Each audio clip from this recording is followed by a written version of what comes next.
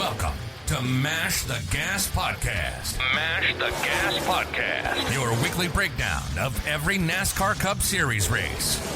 Here are your hosts, Kevin Batstone and Jeff Davis.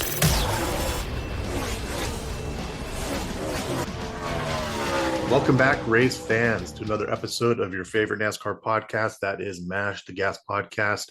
I'm Jeff Davis. Joining me shortly is Mr. Kevin Batstone, here to cover the Go Bowling at the Glen at Watkins Glen. And Kevin, what a race it was, but who mashed the gas this week? Well, of course, we got to give it up to RFK Racing over there, man. Chris Buescher from Prosper, Texas, driving that number 17 Ford. Really did not have him on my road course radar. I know we mentioned him, last week in our look ahead that, he could be a top 10 guy that you maybe want to put in. But what an incredible drive. I mean, to say it would come down to the last lap with him and SVG battling through the carousel there. SVG made just that little bit of slip going through the bus stop. The 17 was lights out fast, got it done clean, moved him up the hill just a whisker, didn't wreck him, and got it done clean. I thought it was pretty damn cool to see him win that. That was his first road course win in the Cup Series. And Prosper, Texas is literally about 15 minutes down the road from me. But yeah, super cool for him to be able to do that. And you're right, Shane, SVG, I like to call him Gizzy, as old Lee Duffy says, or Diffie.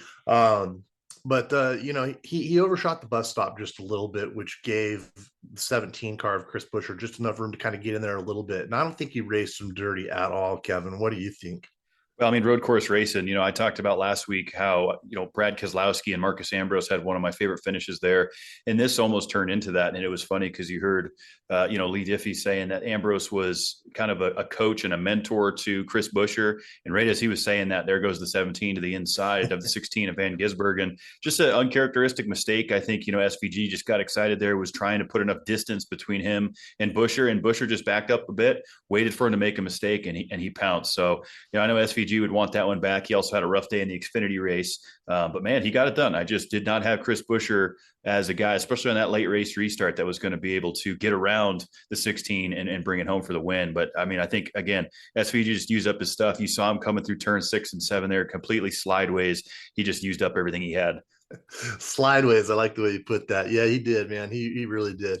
And, Chris Buescher, I thought it was clean. And I know after the race, I was reading some interviewing with Buescher, and he was talking about how old SVG started walking up to the podium there for, in victory lane. He's like, oh man, he's a pretty big guy. He's like 6'2", and he's he said he got a little concern in his voice. He said, he's like, I don't know what's going on. Came over there and congratulated him, no harm, no foul, said, everything was cool, but he was a little worried there for a second, Kevin. Well, it's good hard racing. You don't know what's going to happen late in these things. Tempers start to flare, especially with these. It just seems like NASCAR is kind of turning into an overtime restart type, racing. We've seen it happen so many times. We've seen it happen on the road courses, the ovals, the super speedways, and you got to be ready. And I'll tell you who was really kicking himself was Carson Hocevar in that 77. Again, another guy that I did not have on my radar to be finishing top 5 at the Glen, but he was kicking himself for not being more aggressive going into turn 1 and trying to get everything he could. But I think it's that balance of being too aggressive and not aggressive enough. And no matter which side of the coin you're on, you're going to look at it and go, man, I wish I was less aggressive, more aggressive, push it a little bit more. But nonetheless, Carson Hocevar, a hell of a drive for him. Absolutely was. And what a surprising finish to have your top 5. None of them are playoff contenders. And I did a little fact checking on this. Back 20 years to when the Cup Series first started calling it the chase for the Cup. So as of 2004, there has not been a single race in any of the NASCAR series, all 3 of them, where in the playoffs they have not had a single playoff driver in the top 5 as far as finishing goes. I found that an interesting stat, but yeah, I was looking at it and it was a crazy day for those playoff contenders, Kevin. Well, and that's just a crazy stat in general. That just goes to show you how wild it is. I mean, we talk about Ross Chastain and Chris Buescher, of course, being the top 5, 2 guys that, were trying so hard to make the playoffs, missed the cutoff. Unfortunately, now we're just running for wins. Ended up having pretty good days, top 5s. But that's a crazy stat to not have, with all the super speedways we've run and the road courses and the playoffs, in the past, to not have a playoff contending driver finish in the top 5 is just crazy. But yeah, I mean, that's going to segue to our next point. It was a rough day for our playoff guys, no question. Denny Hamlin below the cutoff line in a must-win going into Bristol, I believe. I mean, mathematically, no. He could have Ty Gibbs wreck. He could have things happen, but I think it has to be approached with a must-win. Ryan Blaney, I mean, lap one just gets completely screwed on that wreck. Corey LaJoie bounces off the rumble strips, wrecks half the field. Blaney gets collected, and NASCAR says he's done. Take it to the garage. They didn't even get a chance to look at it. Yeah, what's up with that? I mean, who makes the decision? I guess NASCAR, like you just said, made the decision to go ahead and take him into the garages and say, "Hey, your day's done." Not even take it to the pit stall and give him a chance to work on it. As a playoff contender. I mean, I understand the rules and I get it. Blaney made a really good point there. Hey, someone has 3-4 tires go down, they'll come pick you up, tow you back to your pit stall, and you can change your tires. But he didn't get that opportunity. So for him to be out in the very first lap, I did feel really bad for the old 12 car, man. Yeah, I never quite heard what the diagnostics were on that 12 car. If in fact, if they went onto the DVP, was there a chance they could get back out there? I guess, that would come later. But the fact remains, they didn't even get an opportunity to take a look at it, right? NASCAR says, well, if you can't drive it back to the pits yourself, you're done. And then, of course, we hear that counterexample. Well, if you're down 4 tires, you get a tow back to pit road. So I don't know. I think there might need to be a little bit more clarity there, because that could have been a make or break situation. If they could have been on the DVP, got the car to make minimum speed, granted, he wouldn't have been a race winning car, but look at Denny Hamlin. I mean, we thought the 11 car was done. They went on the DVP a few times, met minimum speed, reset, survived the chaos, and finished 23rd. That's a potential 15, 16 point swing there that the 12 could have also been in. Yeah, absolutely crazy. I mean, he's lucky he's got the points that he does, being, as of right now, he's 29 in the positive. I think, all those stage points that he got last week really helped him out, obviously, because now we're looking at someone like Martin Truex Jr., who's 14 points in the negative. He's almost in a must-win situation as well. It's really weird seeing the 19 of Truex being down, and then Denny Hamlin. We only have one race to go as the cutoff race, and Denny Hamlin, Brad Keselowski, and Martin Truex are all below that cutoff line. Yeah, it's going to be interesting Saturday night, no question. And you mentioned Martin Truex Jr., a guy that I thought had a pretty good shot to come in and kind of dominate this race and rack up an opportunity for stage wins, which he did win stage 1, goes out in stage 2, got caught on a little bit of a different pit sequence there. And then eventually just towards the end of the race, got caught up in the mess that everyone else did. And I'm sure you heard in his post race, he's like, well, that's unfortunately what NASCAR Cup racing has turned into. And that's why I'm out of here, referring to his departure at the end of the year. But I mean, realistically, good opportunity for him to win this race. Unfortunately, finishes P20. I mean, it's got to be a must win. I think you have to approach Bristol with a must win. You can't rely on Chase Briscoe and Ty Gibbs getting wrecked. You got to go out there and control your destiny. Denny's in the best shape to do that, but Truex is going to have to go out there and win Saturday night, I think, to move on to Kansas. Yeah, really, if you really look at it, no one is truly locked in other than Joey Logano the next round. I mean, anything could happen. I know Christopher Bell's 46 points in the positive, but what happens if you get someone that wins the race in a couple stages and wind up, bringing him down? I don't know. This is a very interesting scenario. I mean, we talked about this being one of the most interesting first rounds that we've ever seen as long as we've been watching the sport, which has been an awful long time between the two of us. But to see a lot of the guys, like we were just talking about, having terrible days at the Glen, and going into Bristol, which Denny Hamlin's looking pretty good if you want to compare him to last year, but he really needs to pick up the pace for his playoffs. I know you had him picked. I don't know if you still do to win the overall championship, but he's in a little bit of a pickle right now, Kevin. Well, and I think he resets all that this Saturday night when Denny Hamlin goes out there and wins his 3rd consecutive race at Bristol. I mean, the man just dominates this racetrack. He won here a year ago when he dropped the famous line, "I beat your favorite driver." He goes out earlier in the spring and dominates and wins again. I do think Danny's going to contend Saturday night. He knows the pressure is on. And if he does win this race Saturday night, we'll be having a different conversation, because it'll reset the 11. He's reset into the round of 12. He's got momentum coming in. But if he goes out and just has a flat out terrible night and, misses it on points or gets caught on a pit situation, then that's not a championship caliber team. So if the 11 is going to win it, it's got to be demonstrated this Saturday night, in my opinion. And he definitely has the possibility to do that as long as he, does what he did like last year or what he's been doing, the middle of the season. But he just hasn't had what it takes, these last few races. He's had some really bad luck. So we'll just have to wait and see. But kind of going back to Ryan Blaney just a little bit, talk about bad luck, Kevin. I mean, in the last 4 races, he's had 3 DNFs. Not good.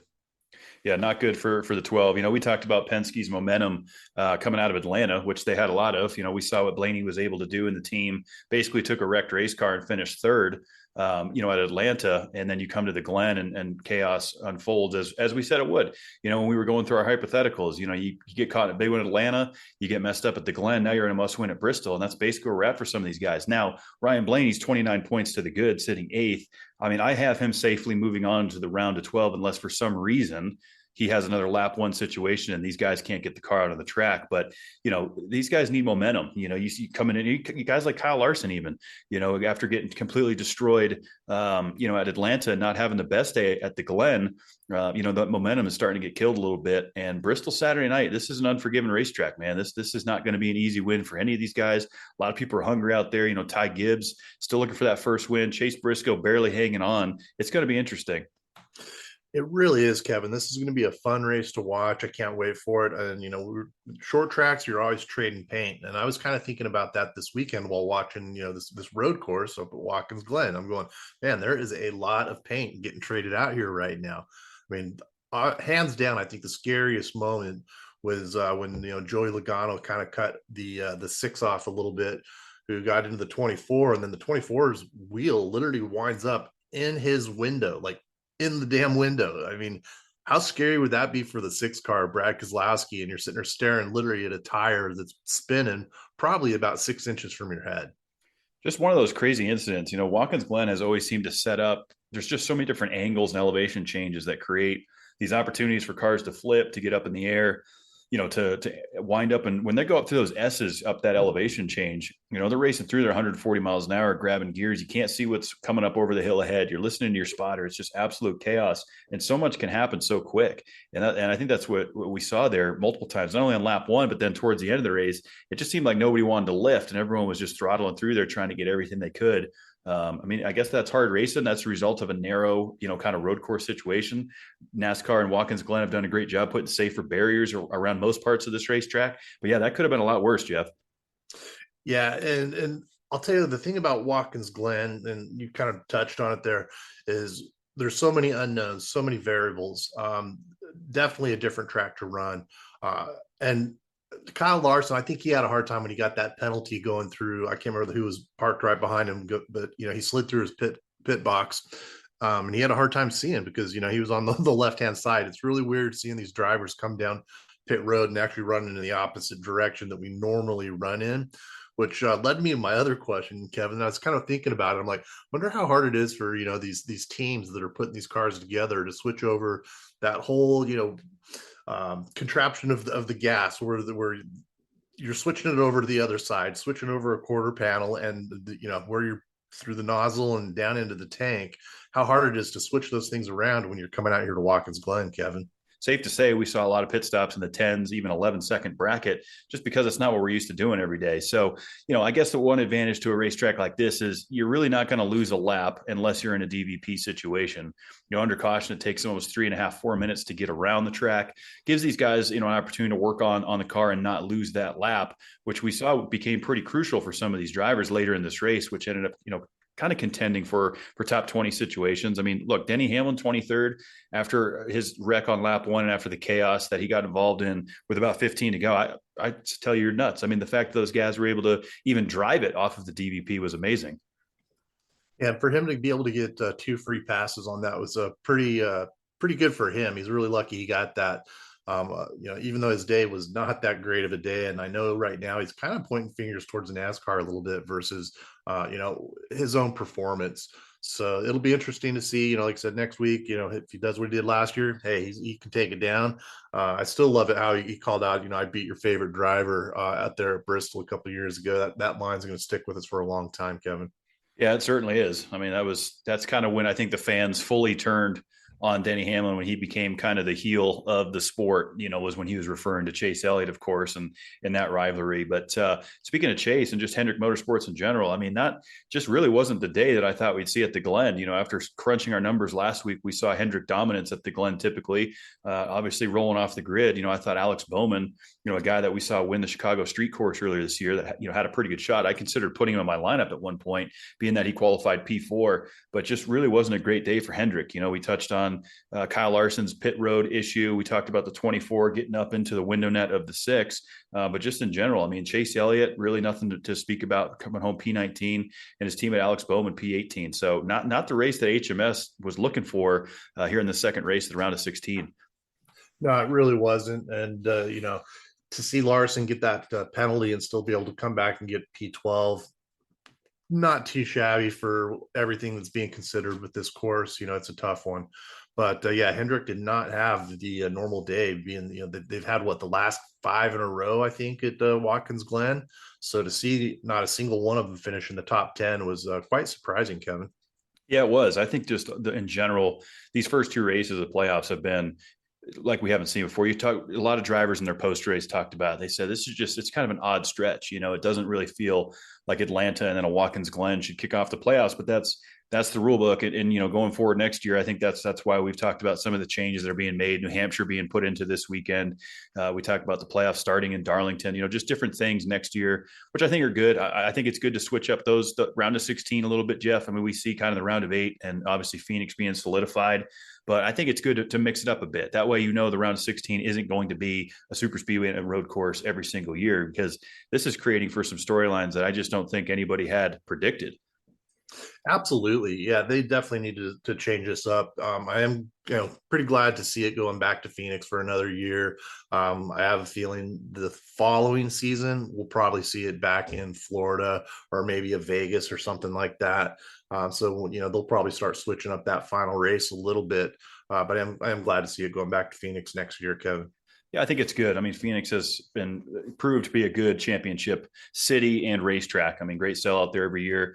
The racing has been, pretty phenomenal. I think it represents the sport well. I mean, a lot of people complain that, it's not on the East Coast. We had Homestead, Miami for the better part of 20 years for the championship race, and, pretty cookie cutter mile and a half. I don't think there's anything too great about Homestead. I don't think it should be removed from the schedule, but I never really loved ending our season there. So I'd be curious to see where NASCAR wants to take the championship in 26. Of course, by then we're probably going to be dealing with a different rules package and a lot of other moving parts. But as far as the road ahead, getting through Bristol this Saturday night is going to be a tall task. We know Saturday night, it's our only Saturday night race in the playoffs, Jeff. It's our last Saturday night race of the season under the lights. It's going to be pretty action packed.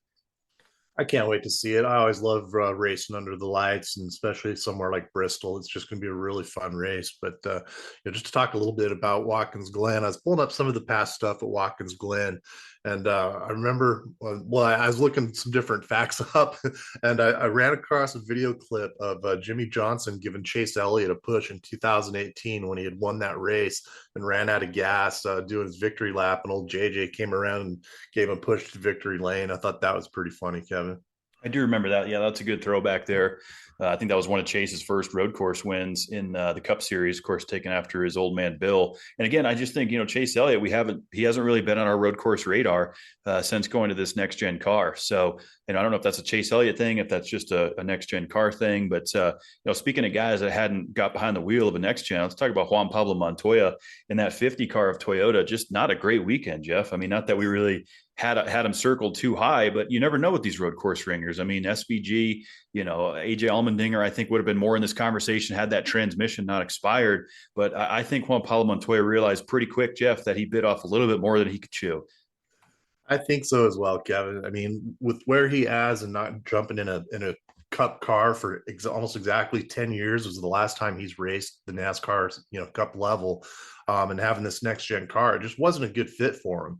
I think he probably needed a lot more seat time. He came in P32. So, I think the thing with Juan Pablo Montoya is, maybe if you put a jet dryer out there and the start finish line, he'd run a little bit better, Kevin. Yeah, that's a good old throwback joke to 2012 for some of our newer NASCAR fans. Juan Pablo, of course, bringing us some entertainment back then. But yeah, I would like to have seen him run a little bit better for that Toyota, but just wasn't in the cards for him. But real quick on the Xfinity side, I don't know if you had a chance to catch that Xfinity race. Connor Zilic, man, what an incredible drive. I mean, youngest Xfinity driver, second youngest outside of Joey Logano to go out and win his Xfinity debut, road course racing. I mean, he dominated, Jeff, in that 88 car for JR Motorsports. Junior knows how to pick him. They put in a hell of a talent, and that kid, he went out and earned it. This wasn't handed to him. Yeah, absolutely. It was really cool to see him go down there and thank Junior Motorsports and see that 88 in Victory Lane. I thought it was awesome. There was a lot of racing that was comparable to the Cup race as far as it seemed like, the top 10 drivers. Yeah, there was a little bit of pushing and shoving a little bit. But when you got back behind 10 cars in both of these races, they were going three wide left and right. And a couple times they even tried going four wide. And, four wide just does not fit at the Glen, Kevin. Very narrow, like we talked about earlier. There is a lot of passing zones. We see it coming into the bus stop, carousel, turn 6 and 7 there, and then down that long hill into turn 1, carrying a lot of speed down there. Those restarts were chaotic. You'd see them go 3-4 wide, trying to, get everything they can. A lot of guys would stack up, spin, wreck going into that first turn. But the Glen, I think, is just overall a great road course. Good elevation changes, not too long, not too short. Obviously creates for great storylines every time we go to the Glen. So I love Watkins Glen. I don't love it in the playoffs. It definitely has a spot in the summertime. I always feel like, July, August is a good time to get up there to mid-upstate New York. But I'm glad that we're going to pull it out of the playoffs for next year. Yeah, 100%. I am too. It'll be good to see it just on the regular schedule. So overall, I think it was a great weekend. There was a lot of good racing, like you said, between the Xfinity race and the Cup race. Pretty good storylines coming across it. I know the Cup drivers that are in the playoffs, again, did not have a very good day. So they're going to have to step it up in Bristol Saturday night and take it from there. Bristol's going to be great, man. And I'm excited to, speaking of that 88 car for the Xfinity Series, our own Dale Earnhardt Jr. is back behind the wheel this Friday night for the Xfinity Series. Man, what a great race it was last year. We were rooting on our boy Jr., just crushing him. He went out, got the pole, was leading laps fast. And then he had that fire. He had that lower fire, which ended up burning his racing shoe off. If you remember, Jeff, they had to pull him out of the car with about 150 to go. So, no question, these guys are going to have speed. We're all going to be pulling for Junebug this Friday night for a win in Bristol. I wouldn't want to be running up against him in this race. They put a lot of stock into it over the last year. Great sponsorship. I think Junebug goes out and gets it done Friday night for the Xfinity Series. That'd be great to see. He's such a cool guy, and I love listening to his interviews. I mean, talk about a good old boy. There's no one better than the old Junior up there giving interviews, or even when he's up there in the booth when he's commentating the sport. I loved it when Junior was up there and just the shit he'd say. You just sit back and just laugh, man. So really cool to see him back in the car and hopefully get a really good finish next weekend. We'll definitely be watching, Jeff, and kind of an interesting point to bring up here in regards to watching this race Friday night. So the CW officially takes over the Xfinity Series for the remainder of this season. I was kind of clicking around here in Denver, Colorado, trying to figure out what channel that is. I didn't know if it was a stream channel, and I think it's going to depend on what market you're tuning in from. Here in Denver, Colorado, they call it the Denver Zone Channel 2. Is the CW, which is an over-the-air kind of spin-off of our CBS networks and other things. So I don't know what that looks like in Dallas, Jeff, for you, but the CW is, I think, going to be a little bit of a challenge for some people to get, depending on what market you're tuning in from. And I also think it depends on your internet and cable provider. I've seen a lot of different packages, so I'm gonna have to take a look. I know in the past I've seen on my TV somewhere, but I was actually looking for it over the weekend for the old CW, and I didn't see anything exactly. So maybe they've got a different name for it or something. I don't know, but I'm pretty sure it is on my cable package. But I think people are just gonna have to check it out and search that one out. Get on your search button there and type in NASCAR, because it might be on a channel that we have no idea. Like you just mentioned, I wouldn't have thought of looking the CW under, what would you call it in Denver? It's Colorado's Channel 2. So if you're kind of over the air streaming, it's one of, and so, that's why I bring it up. It might be a local channel in your market, but, bigger, I think I just have a little gripe with it because, it's the playoffs. This is a big race. It's a Friday night race. I'm fine with putting it on a network, but let's make sure everyone can get it, because if you're anything like us, Jeff, kind of old school guys, we just know what channel it's going to be on. We click to it, record it, whatever it is. And now you're going to switch this thing right when it probably matters most, and you want to get most fan attendance. So, I like the fact that NASCAR does dual broadcast sometimes, being that they have this NBC USA partnership with doing it on Peacock and these other things. I'm fine if you want to run it on CW, but let's also give viewers another option. Absolutely, because running it, I mean, with what they're looking at doing going forward, having like four different outlets for watching these races, it's starting to get irritating to me because I'm going, okay, what channel is it on? Is it on a streaming service only? Is it going to be on, Amazon Prime or Peacock or something like that, versus CW or USA or NBC or Fox 1, Fox 2? It's starting to get confusing, I guess, with the way that are moving forward with switching it up between all these different outlets. So, kind of to emphasize your point a minute ago, me being an old school guy, man, I just want to click it. I know exactly where it is, and it's on, whether I record it or watch it live, whatever. But I don't want to have to search out the races. I don't want to have to go, okay, now I've got to pay for another streaming service in order to get these 6 races when they're not going to be on this network or that network. So yeah, to me, Kevin, it's just a little bit frustrating. I know what they're doing it for. I know why NASCAR is doing it and switching it up, trying to get a little extra money out of some of these guys. I understand it, but yeah, I think that I don't know. I'm not too fond of it, Kevin. Yeah, we'll see how it pans out and how it affects ratings. I mean, because at the end of the day, I think you want to make it as convenient as possible for your viewers. I mean, it was bad enough when we got off of regular over-the-air Fox or regular over-the-air NBC. They saw a little bit of a drop in viewership, but just with the way that the world's going with streaming, and it's not just NASCAR. We saw it with the NFL, during different games throughout the week, college football, hockey, we're going to see it. I mean, you can't even get Colorado Avalanche games here in Denver, Colorado, which is quite bizarre. So there's a lot of sports that deal with these broadcast issues. I just kind of wonder contractually and sponsorship wise, how they end up making these calls when it matters most. I mean, we saw it in the NFL playoffs. We're seeing it in the NASCAR playoffs now. It just seems like you want to maybe goof around with stuff like this in the middle of the season and not up and change viewership right when you've gathered your Xfinity audience and now you're going to, force them to a channel that they don't know if they can get.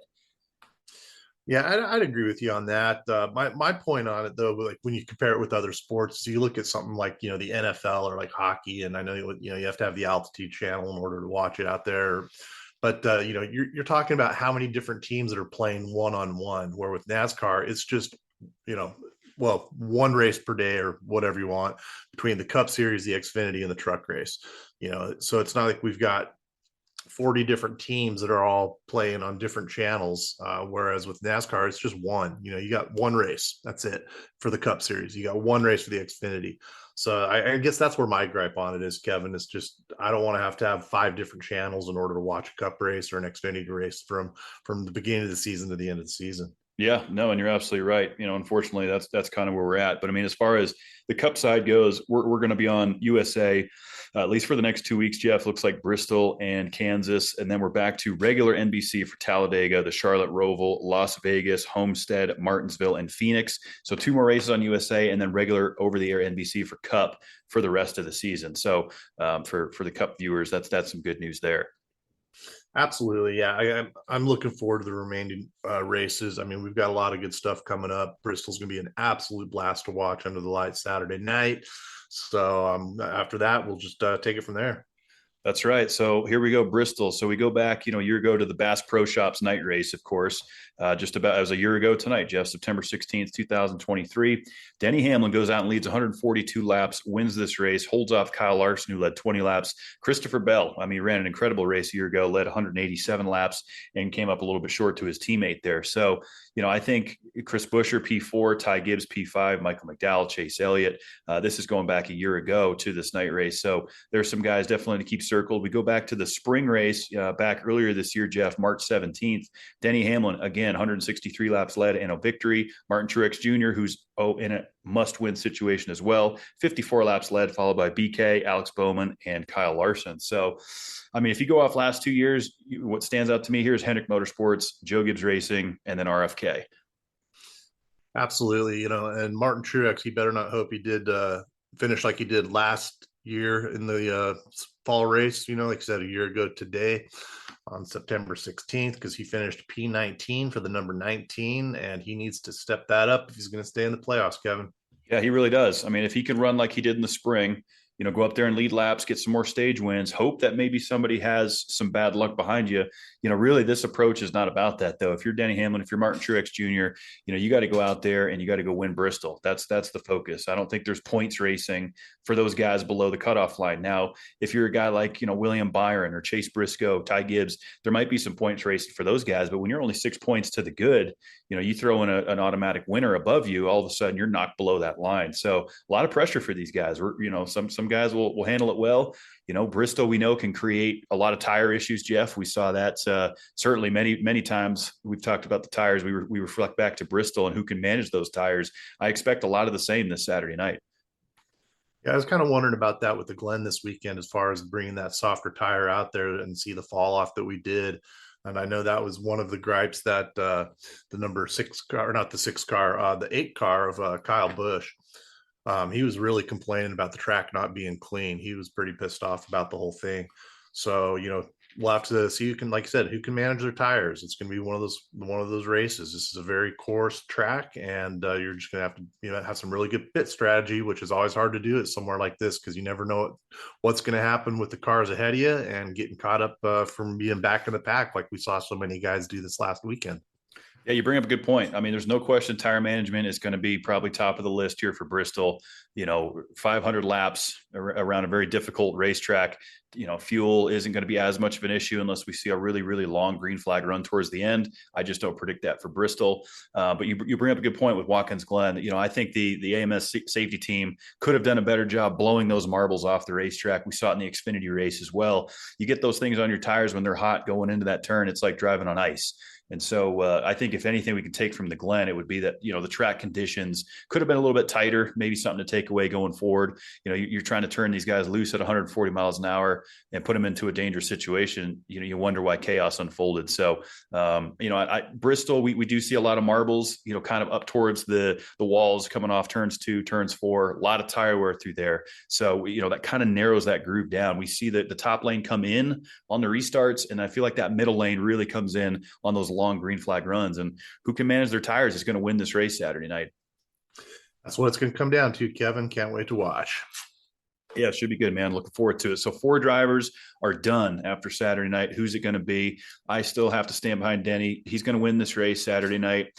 And at the very least, he will move on to the round of 12. That's my prediction. So who's out? For me, I'm going to say Harrison Burton, Martin Truex Jr., Brad Keselowski, and Chase Briscoe are going to be eliminated Saturday night. Well, you got it pretty close to what I had, Kevin, so I'm going to stick with yours. Very well. That sounds good, my friend. Well, it looks like we're just about out of time, folks. So we're going to get out of here. Get ready for Bristol. Should be a great weekend coming up, Jeff. I haven't checked the weather report yet for Bristol, but let's hope for a good, clean race. And we know the old, as DW say, the funnel around Bristol keeps the rain away. Them create that tornado around Bristol, keeping the moisture away. So let's hope for that. I don't want to see a Sunday day race. I want night racing in Bristol. And so let's rock it. And then, of course, we'll be back next week to get ready for the round of 12, get ready for Kansas, which I will be at. Looking forward to that. A lot of great racing coming up here, Jeff. A lot of good tracks and a lot of entertainment value, Kevin. Sounds good, my friends. Well, until then, appreciate your continued support of this program. Be sure to mash that subscribe button on any platform you're listening on. Follow us on social media across the board at Mash the Gas. Jeff Davis and I will be back next Monday night to break down all the action and get ready for the round of 12. And until then, Mash the Gas.